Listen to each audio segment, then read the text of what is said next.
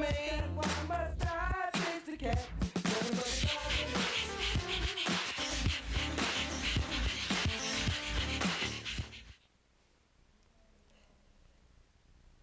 Good evening and welcome to Posse Presents. As always, having our little jam fest with the theme song there. I can't help it. I say it every time. I can't help it. And I have everybody in the studios like, oh yeah, that song's so catchy. Anyway, we had Allison and Blackjack on last week, and we talked about Blackjack's cancer and the treatments that Allison was giving him and his progress. And he had a vet visit this week, and we promised that we'd give you the update, and it's a good one, which is a beautiful thing. Blackjack's cancer has not spread. The tumor has shrunk. His lungs are clear, and his lymph nodes are a normal size. So we have to give a big fat hooray, because obviously Allison's doing something right. And Blackjack is doing great. So hopefully we'll have more good reports, because that's the way we like it. Maybe we'll have him back on again. He had a couple of words to say to us at the end of the show. And tonight Allison put on Facebook that now she's got him doing that Elvis snarl on both sides. So we'll have to see his new trick, because, the one side, though, is really more Elvis-y, And of course my comment was that he was all shook up, Can't help the corniness, You just can't. Anyway, yeah, I was going to have a guest tonight, and he had to work again, so we're going to keep working on him. And I wasn't sure really what I was going to cover tonight. A lot of times I leave that to the end, and somebody made it really easy for me. I admin quite several pages on Facebook. And, some of them are my own pages. Some of them are in conjunction with others. There's a couple that I'm sort of a sleeper on, sort of a cop and a technical assistant. And, I have to admit, I kind of know my way around Facebook, so I'm a good person to have on your page if you need stuff done. But there was one group that I was in that I admin, and somebody asked a question. We were having like a general discussion about different things, and it's a group where Craigslist animals get posted, and it's for dogs and cats and other animals who are not in pounds, but sort of like, what I say, the backyard variety. And someone posted a question. When I went back, I couldn't find it, so I don't know what happened to that whole thread. Is it worth it? Is it worth it, posting these animals and putting ourselves on the line? Well, I think that's a pretty good topic, because that's a good question. Is it worth it? People give their all, sharing and trying to save these animals and everything else. And that can be a very personal question, because what's worth it to some might not seem worth it to others. And, it really does depend on what you mean by, is it worth it? It's a lot of effort. You end up having people who you're friends with on Facebook get irritated because they see all your posts in their news feed. These poor animals who need homes, these animals who are abused and neglected, and they get upset. And sometimes, I've had this happen. They message you or they post on your wall and they unfriend you. Well, really, I've had people that I've broken bread with unfriend me because of my posts on Facebook. And as far as I'm concerned, I'd rather be trying to save the animals than, my page is about me, not what somebody else doesn't want to see. You can unsubscribe from somebody, you can unfriend them, you can do whatever you'd like, but that's not going to stop the movement of trying to save animals on Facebook. I'm pretty sure that nobody ever expected what would become of rescue on Facebook. It was a social network. Nobody could have seen that marriage coming, of how sharing these animals saves them. And, far and wide, they get the exposure that they wouldn't have just sitting in a pound or sitting in a shelter or sitting in someone's backyard and rotting away and probably just without even a shot at life getting killed or getting dumped or whatever would happen to them. So, you know, when I first started on Facebook, you know, I did it as a lark. I didn't ever think about the possibilities of animal rescue on Facebook. I had been taking a break because sometimes, you know, people really do need to take a break from rescue because it's a lot. I started seeing people posting and I started sharing and I was like, wow, you know, this is really great. You can do something to help. And so I did. And, you know, I can honestly say it was sort of, I think I was on Facebook before I started writing my column. And once I started writing my column and I got really back into rescue, I really felt in a lot of instances that I was screaming from the mountaintops to nobody. You know, save this dog, save that dog, this dog needs help, that dog needs help. And it was like, you know, being in that theater with crickets in the cartoons, you know how they do. And it wasn't a good feeling. I saw a lot of dogs die. In a particular shelter, in 2 weeks' time, 20 dogs died.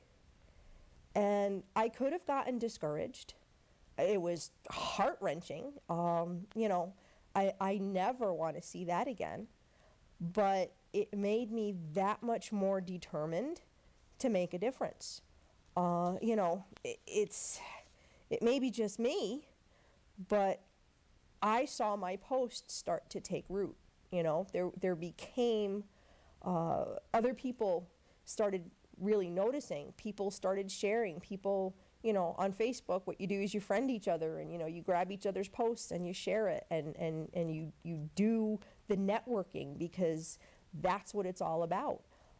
You know, you create a network, you kind of join a network of people who are doing the same thing that you're doing, and together you're on that mission. So yeah, for me, I saw it take root, and you know, is it worth doing? Oh, it's time consuming. It absolutely is. You know, it'll suck you in, and you see this dog, you have to share it, you have to look at this page, you have to look at that page. It gets to be, it's an addiction of its own, but if it's in your heart to do, you'll do it. To ask, is it worth it? You know, you can ask the 17 dogs that were adopted in one day from a shelter, from the same shelter. You know, that's 17 dogs that were shared that all went home. Was it worth it to them? I would think so. You can ask Coco, who sat in the shelter for 7 months and was running out of time. You can ask that dog if it's worth it now that she's living her happily ever after.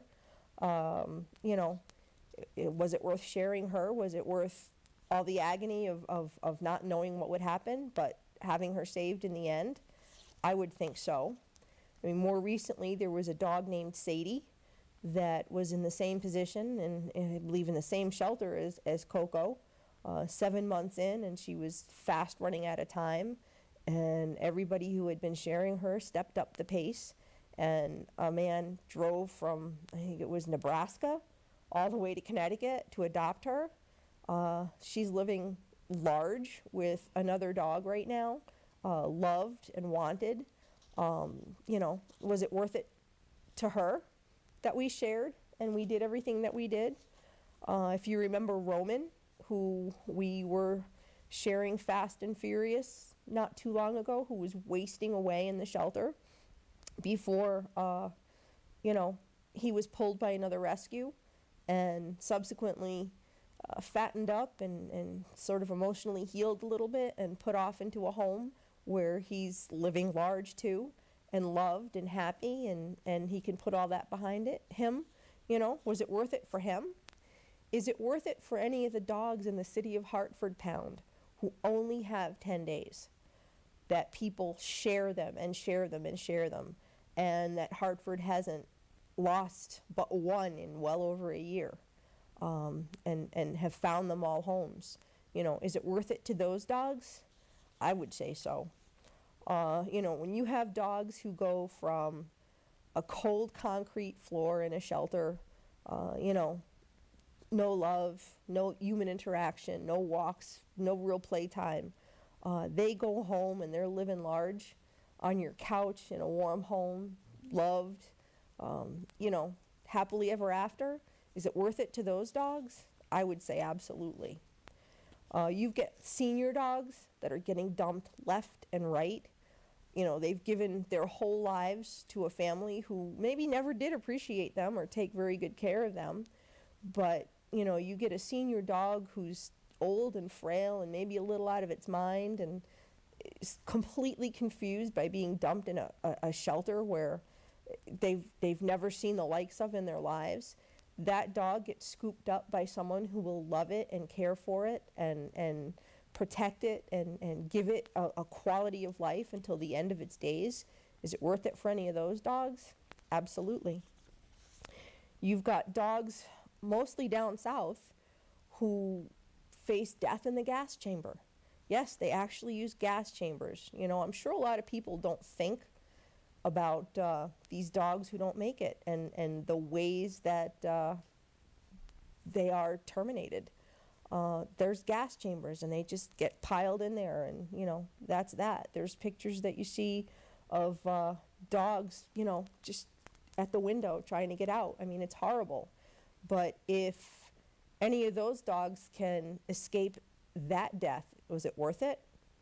Absolutely. Share on Facebook, network, do what you got to do.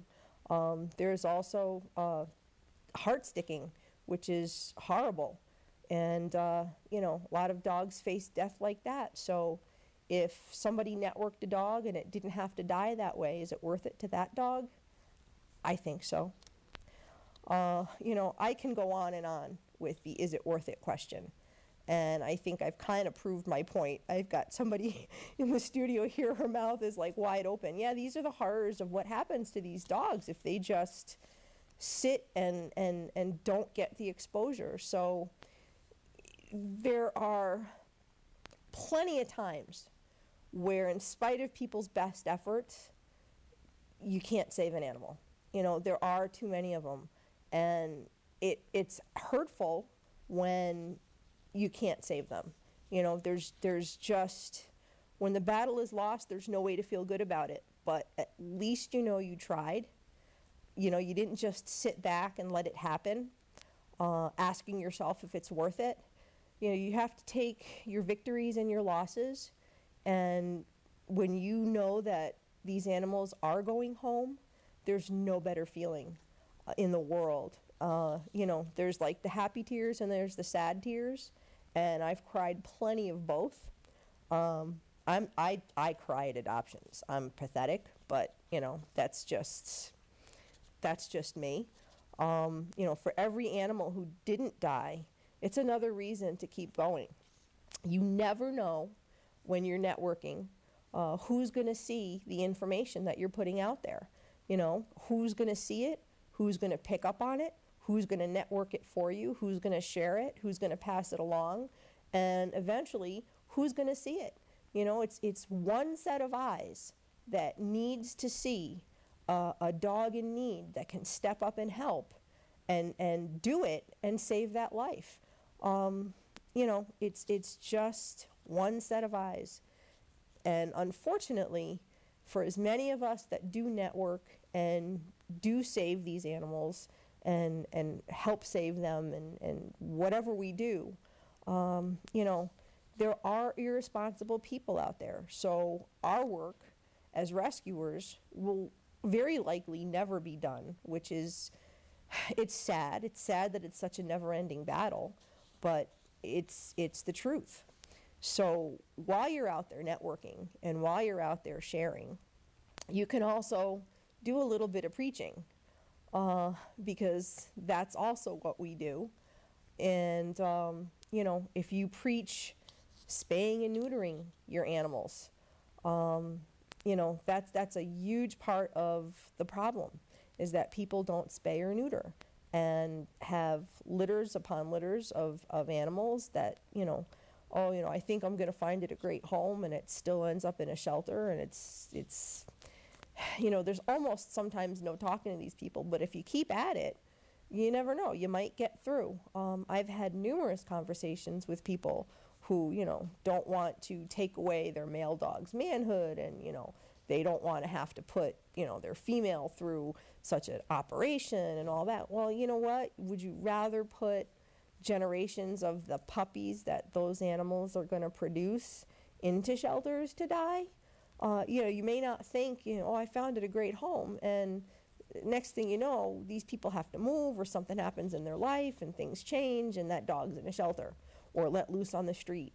And so what did you really accomplish? That great home that you found, wasn't such a great idea after all. The other thing to preach is vaccinations to keep your animals healthy, because there's plenty of things out there that animals can catch, and, it ends up being a tragic end. So definitely it's important to do what you can do. Networking is critical. And, like I say, preaching responsible ownership is just another aspect of what it is to be a rescuer. Do what you can. Don't ever give up.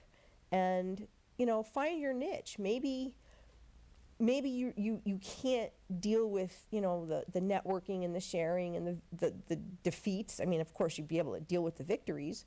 But, I've said it before, get involved and do what you can. There are some pounds that allow people to take pictures and do things with the animals to help network them, because they're not on Pet Finder, they're not on Facebook, they're not actively networking the dogs. So if you can build a relationship with, your local municipal pound, then that's key, that's critical, because then you become the animal's lifeline, because you're doing the hard stuff. Now, another thing that people get discouraged with in rescue is drama. There's plenty of drama. Like everything else in life, there is drama in rescue that I can't even begin to touch the surface of. Your best bet, if you're just trying to get your feet wet, is to stick to facts. Don't be blinded by your own inexperience. If it doesn't make sense, question it. Don't be afraid to ask questions, because that's the only way you're going to learn. And if your questions aren't answered in a satisfactory manner, then it may mean that someone's hiding something. So you really have to take into consideration where you put your loyalties, what type of a shelter, what type of an organization that you will throw your support behind. Things should be very transparent. You should be able to know what goes on at any given time. If you've got these places that are like kind of shisty and hiding things, and private message me or email me, and they don't want to post answers to questions publicly, it may not be the most above board, and that's probably not where you want to put your time and effort.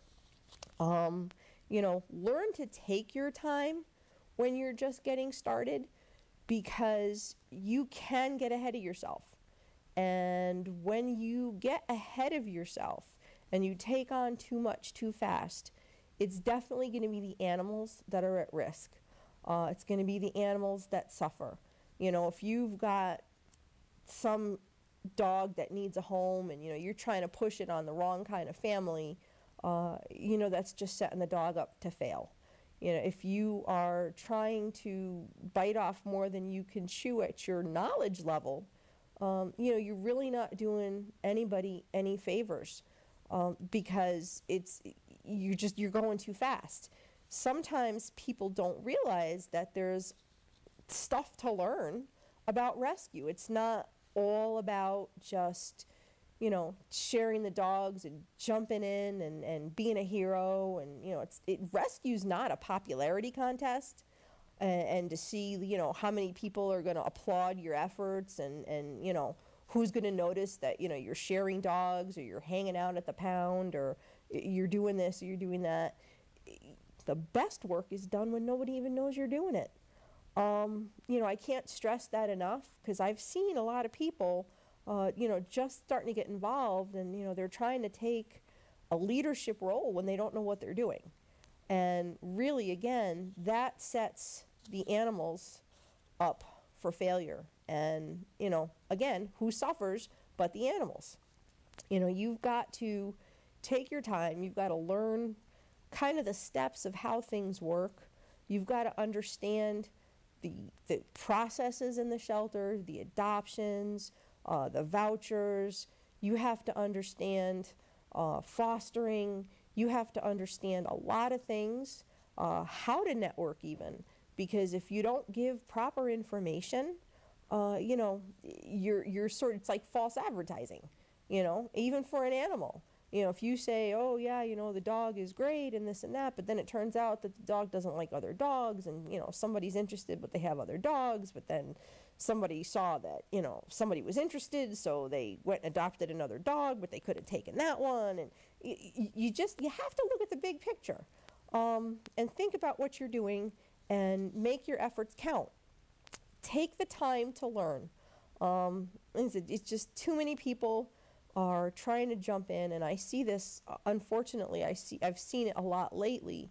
You know, too many people are just trying to jump in with both feet, and I think that, unfortunately, a lot of it has to do with, like, that whole, like I said, the hero complex, and yay, look at me, and, you know, oh yeah, I'm a hero, and pat me on the back, and yay, I saved this dog. It's really not, that's not why you're doing it.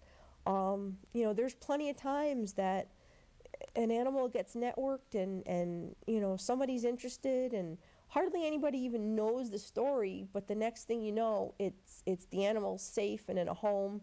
And, you know, does it really matter at the end of the day who shared it, who networked it, who posted it, who knew the adopter, it doesn't matter. You know what matters is that the animal is safe. The animal didn't die. That's what matters in the end. It's not about the people. It needs to stop being about the people and the glory and, you know, the looking for that pat on the back. It's got to stop, because it's a dangerous thing. Now, if you're going to also, you know, preach the spay and the neuter and the vaccinations and proper pet ownership, the best thing you can do is preach adoption. You know, plenty of people in conversation will say, oh, you know, I want to get a puppy, or I want to get a dog, or whatever. You know, puppy mills are another whole story. And one of these days I am going to probably have a whole show about puppy mills. And that's an ugly, ugly thing. You know, when you don't adopt, and, you know, you're doing it through other sources, you're supporting backyard breeders and puppy mills. And so probably one of the most effective ways that you can help save lives on a regular basis is, if you know someone who's looking for an animal, help them find one to adopt, whether, you know, it's in a shelter or a pound. You know, everybody's situation is different, and you really have to know the animal, and you have to know the needs of, or the circumstances of the home that's looking for a pet. You know, it's like making a match, it's making a marriage, it's, you know, starting a relationship. It all has to gel. And if it doesn't, you're setting everybody up for failure. You know, too many people bring home, you know, the wrong dog because it was cute, or it was, you know, the best looking dog there. You know, that's another whole topic of conversation, where, you know, you go in, you know, oh yeah, I'm going to adopt a dog. Oh wow, that's a great looking dog, and I want to take that one home. Well, is it good with other animals? Is it going to like your cats? Is it going to knock your kids over? Is it going to bite your neighbors? You know, you have to take the time to learn about the personality of the dog, and listen to what the people who are responsible for it, like the shelter or the pound, listen to what they're going to tell you about that animal, because they've got a little bit of insight from whatever time they've spent as to that animal's disposition. So maybe it's not the best looking dog that you're going to bring home, but maybe there's another dog that likes cats and it won't knock your kids over, and it you know, isn't going to bite the mailman, and you know, its personality is going to be more of a match to the environment that you're trying to put it in. And isn't that a much better thing to have the right match than for someone to take this dog home that's just never going to work for them, that they don't have the time or the energy or the know-how to train it? You know, it's about happy endings. And so at the end of the day, the question, is it worth it? I'm going to say absolutely. I'm going to say that I wouldn't change a thing about what I do. And hopefully, you know, there are plenty more people who will get involved, who will stay involved, and who'll take the time to learn the right way to do things. And I'm not going to say that, you know, my way is the right way. I mean, I have my way of doing things. Everybody's got their own way of doing things. And the people that you align yourself with really should have the same opinions and the same ideas of how to reach the goal. Or, you know, there's going to be conflict. Like I said, there's drama galore in rescue, and your best bet is to stay away from it. You know, unless somebody comes at you personally, stay away from it. It's not worth it. You know, I bite my tongue until it bleeds quite often. And anybody who knows me on Facebook knows that, you know, when you call me out or you come at me, I'm going to be all over it. But that's the only time you should get involved in a tussle. It's all about the animals. It's not about the people. You know, put all that thought out of your head, because it's not about you. And, you know, you may get your feelings hurt. It happens. But in the end, it's about the animals. So anyway, I think we're about to wrap up. So, all right. Then it's time. End of my speech. Peace, love, and dogs. We wait for that every week. Anyway, thanks for watching, and the sermon is over. Have a lovely weekend.